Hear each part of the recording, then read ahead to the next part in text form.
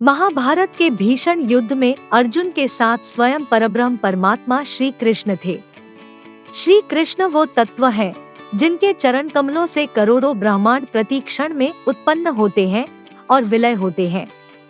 जब बर्बरीक ने 2 क्षण में समस्त कौरव सेना नष्ट करने का प्रमाण दिखा दिया था, तो स्वयं भगवान के लिए शत्रु सेना का एक क्षण में नाश कर देना क्या बड़ी बात थी। किंतु उन भगवान ने अर्जुन का युद्ध में साथ देने के लिए यह शर्त रखी थी कि अर्जुन, मैं तो निहत था और अकेला ही आऊंगा तुम्हारे साथ, और हाँ, इस युद्ध में मैं स्वयं शस्त्र नहीं उठाऊंगा।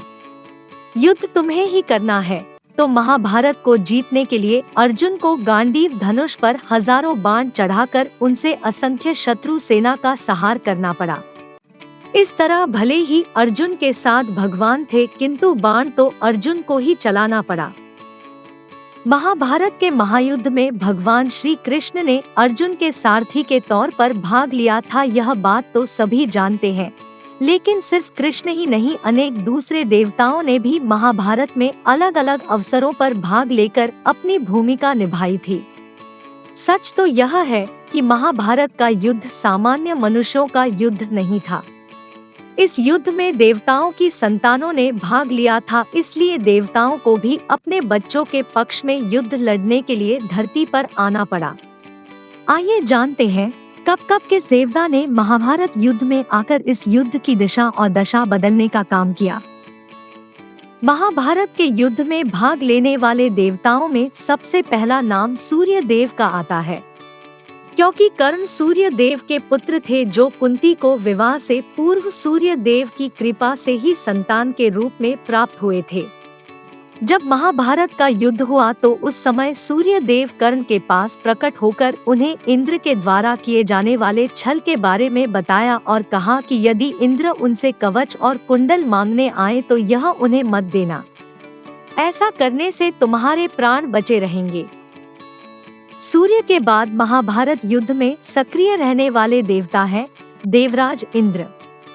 इसकी वजह यह थी कि इंद्र के पुत्र थे अर्जुन।